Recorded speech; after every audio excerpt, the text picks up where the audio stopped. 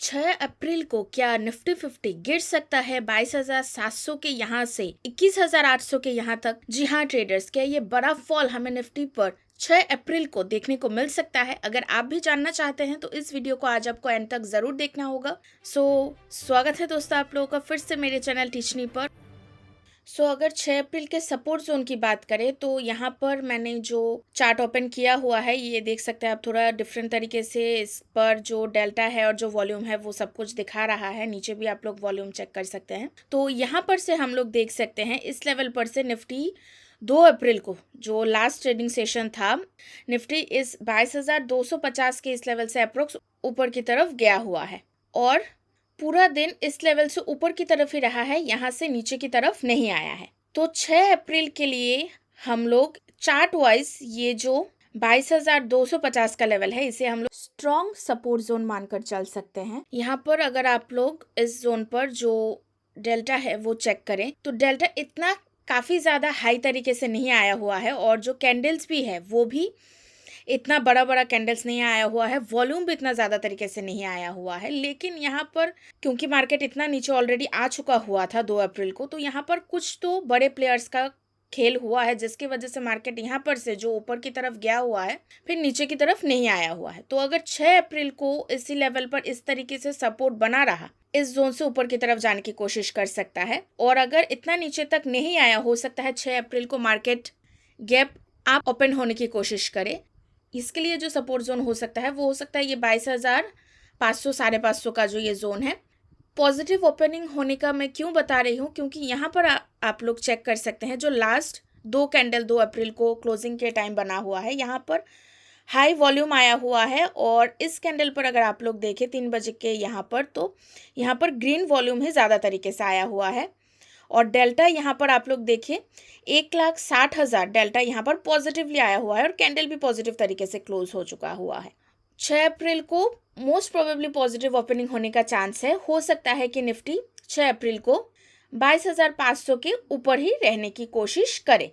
और इसके साथ साथ अभी अगर मैं आप लोग को रेजिस्टेंस जोन बताऊँ, रेजिस्टेंस मुझे लग रहा है 22,900 से लेकर 23,000 का जो ये जोन है ये बन सकता है रेजिस्टेंस जोन 6 अप्रैल के लिए, क्योंकि यहाँ पर आप लोग देखें अप्रैल के 1 तारीख को निफ्टी 23,000 के इस लेवल को क्रॉस करके ऊपर की तरफ नहीं जा पाया है। यहाँ पर से 2 बार मुड़ने की कोशिश की है और इस लेवल से नीचे की तरफ ही रहा है और फिर 2 अप्रैल को गैप डाउन ओपन हुआ है, इस लेवल से ऊपर की तरफ गया है लेकिन 22,800 तक ही जा पाया है, इस लेवल तक नहीं जा पाया है। तो यहाँ पर एक निगेटिव प्रेशर बना हुआ है इस जोन पर, ये हम लोग मानकर चल सकते हैं 6 अप्रैल के लिए 22,900 से लेकर जो 23,000 का जोन है।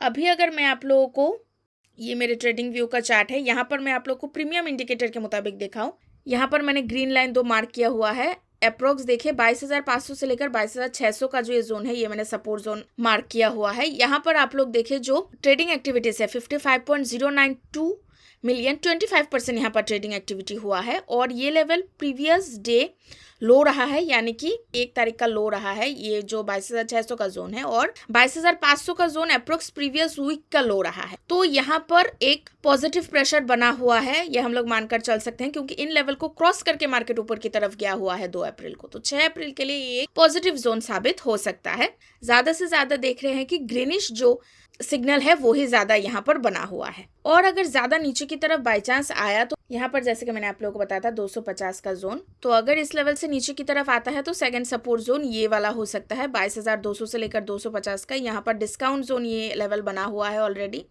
22,100 के करीब और 48.468 मिलियन 22% 22,200 के करीब ट्रेडिंग एक्टिविटी हो चुका हुआ है पॉजिटिव तरीके से।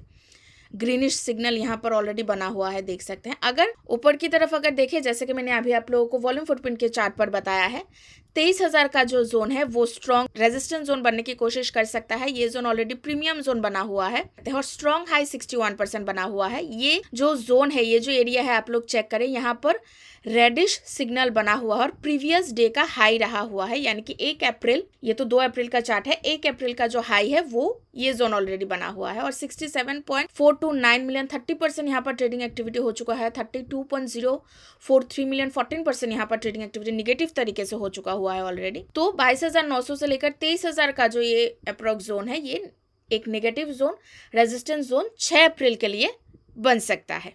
अभी अगर हम लोग देखें कि जो मैंने आप लोग को चार्ट पर बताया कि 22,500 के ऊपर मोस्ट प्रोबेबली रहने की कोशिश कर सकता है निफ्टी 6 अप्रैल को, और 23,000 के लेवल से नीचे रहने की कोशिश कर सकता है। इसके मुताबिक अगर हम लोग एआई पर भी गौर करें तो देख सकते हैं 6 अप्रैल पर अपसाइड क्लोज यानी कि 22,700 के ऊपर रहने का प्रोबेबिलिटी है 55 to 60%, जैसा कि मैंने अभी आप लोग को चार्ट पर बताया है। डाउनसाइड क्लोज यानी कि 22,700 के नीचे जाने का प्रोबेबिलिटी है 40 to 45%, जो कि 10-15% अप्रोक्स कम है अपसाइड के प्रोबेबिलिटी से। रेंज बाउंड क्लोज होने का प्रोबेबिलिटी है 20 to 25%, यानी कि 22,640 और 22,780 के बीच। और वॉलेटाइल रहने का प्रोबेबिलिटी सबसे हाई दिखा रहा है 70 से 80%, 22,500 से 22,900 के बीच वॉलेटाइल रहने का प्रोबेबिलिटी देख सकते हैं। अपसाइड और जो वॉलेटाइल का प्रोबेबिलिटी है वो ही ज़्यादा से ज़्यादा बता रहा है और सबसे हाई है वॉलेटाइल रहने का।